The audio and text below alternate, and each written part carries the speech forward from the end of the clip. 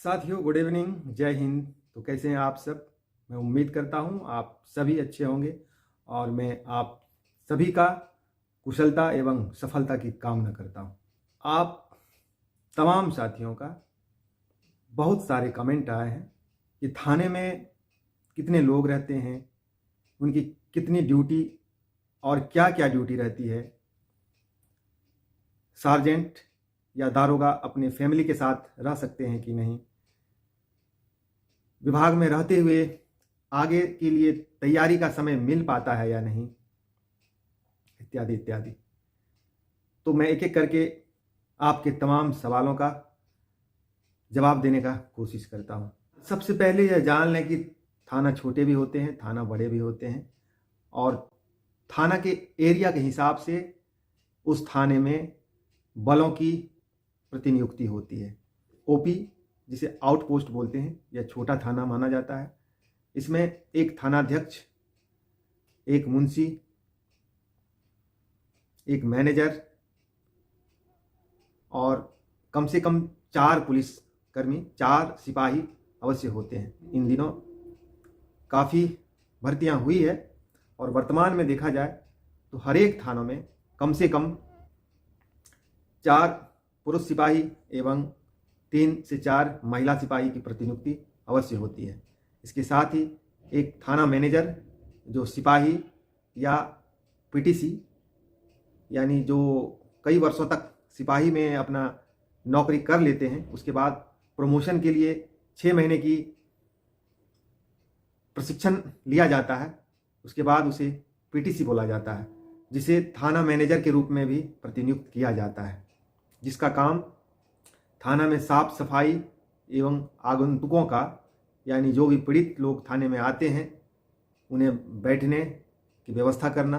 तो थाना एक ओपी हो गया, जिसे आउटपोस्ट बोलते हैं। उसके बाद सहायक थाना होता है और एक उसके ऊपर पूर्ण थाना, कंप्लीट थाना होता है, जहां पर प्राथमिकी दर्ज किए जाते हैं। इससे भी ऊपर एक अपग्रेडेड थाना होता है, जहां के थाना अध्यक्ष पुलिस निरीक्षक यानी इंस्पेक्टर रैंक के पदाधिकारी होते हैं। बाकी ओपी, सहायक थाना एवं जो सामान्य थाना होते हैं, वहाँ के प्रभारी, वहाँ के थाना अध्यक्ष सब इंस्पेक्टर रैंक के, दारोगा रैंक के पदाधिकारी होते हैं। तो इस प्रकार हर एक थाना में कम से कम एक मुंशी, एक मैनेजर और एक थाना अध्यक्ष अवश्य होते हैं। इसके साथ ही उस थाने के एरिया के हिसाब से वहाँ महिला सिपाही एवं पुरुष सिपाही तथा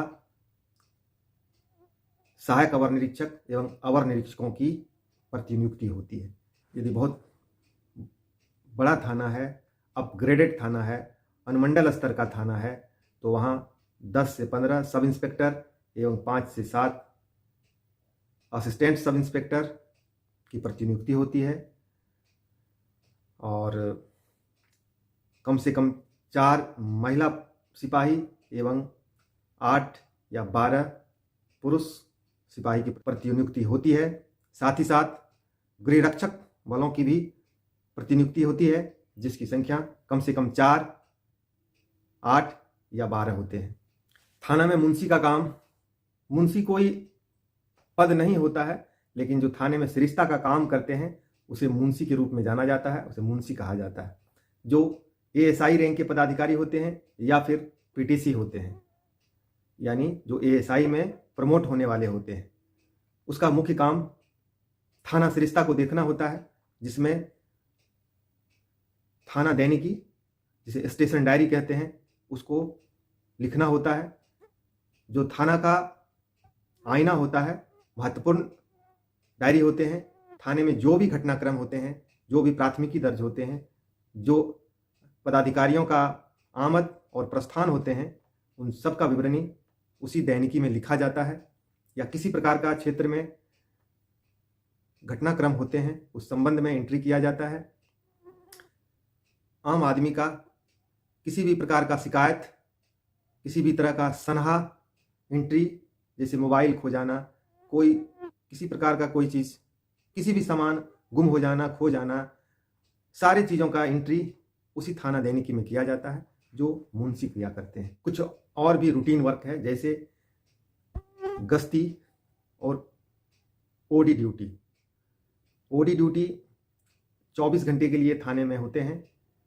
थाना में प्रतिनियुक्त बलों को 8-8 घंटे करके ड्यूटी बांट दिया जाता है और थाना क्षेत्र में एक पदाधिकारी कम से कम 4 पुलिस बल के साथ, 4 सिपाही के साथ पेट्रोलिंग ड्यूटी करते हैं, जो एक बार में कम से कम एक पार्टी का 8 घंटे की ड्यूटी होती है।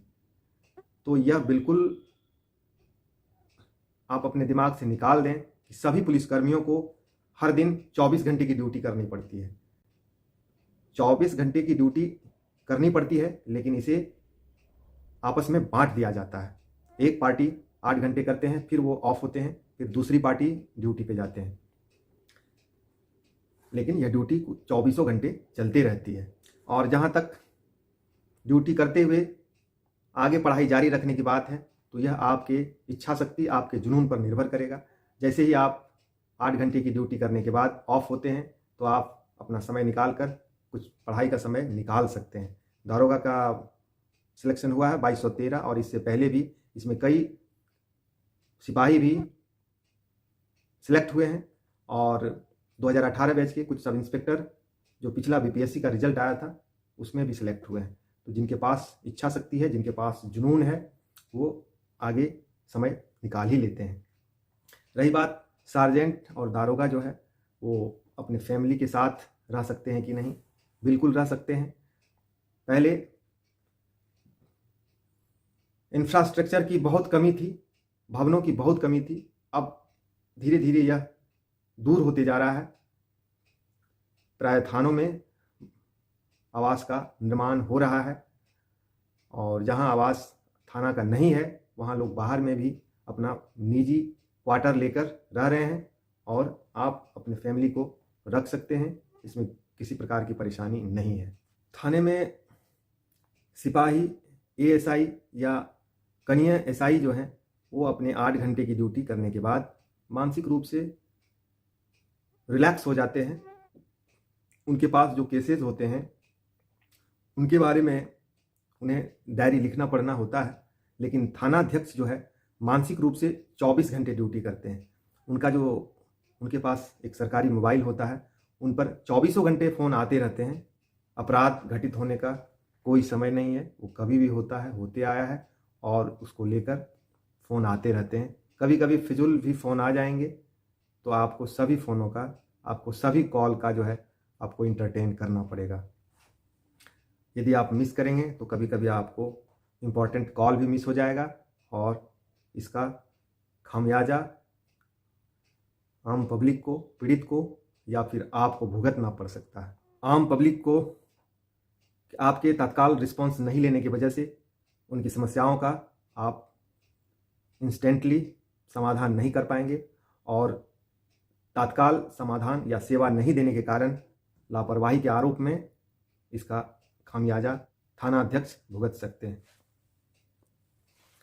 तो थानाध्यक्ष की महत्वपूर्ण जिम्मेदारी होती है, उन्हें पूरे थाना का प्रबंधन देखना पड़ता है। थाना सरिस्ता के सभी कागजातों को स्वयं एवं अपने कनीय पदाधिकारियों से मिलकर दुरुस्त करना पड़ता है, कराना पड़ता है। थाना क्षेत्र में विधि व्यवस्था बनाए रखने के लिए लगातार नज़र लगाए रहना पड़ता है, समय पर गश्ती निकली या नहीं, गश्ती एक्टिव रूप में है या नहीं, थाने के सभी पदाधिकारी को मिले कांडों का समय के साथ निष्पादन कर रहे हैं कि नहीं, उनके कांडों में अनुसंधान प्रगति की दिशा में लगातार समीक्षा करना होता है। और यदि आप इसमें असफल होते हैं तो फिर आप एक सफल थानाध्यक्ष नहीं कहलाएंगे और आपको हटाया जा सकता है। तो कुल मिलाकर थाना प्रबंधन यही है। थाना अध्यक्ष वास्तव में एक थाना प्रबंधक है, उसको थाना सरिस्ता से लेकर पूरे थाना क्षेत्र को मैनेज करना पड़ता है। तो यही थाना की स्थिति होती है, थाना का कंडीशन होता है। इसके अलावा आपके मन में कोई सवाल है तो आप कमेंट में पूछ सकते हैं। कोशिश करूँगा आपके सवालों का जवाब देने का। तो आप यूं ही अपना इच्छा शक्ति को मजबूत बनाए रखिए, और यदि आपको वर्दी पाने की इच्छा है तो इच्छा को आप ऐसे ही जगाए रखिए और जी तोड़ मेहनत करिए, परेशानियों से नहीं डरिए। सफलता जो है परेशानियों से होकर ही गुजरती है, तो इन परेशानी रूपी सीढ़ी पर चढ़कर ही आपको सफलता तक पहुंचना होगा, यदि आप वहां तक पहुंचना चाहते हैं। तो फिलहाल इतना ही। तब तक आप अपना एवं अपनों का बहुत ख्याल रखें, खुश रहें, क्रोध रहित रहें और मेहनत करते रहें। जय हिंद, नमस्कार।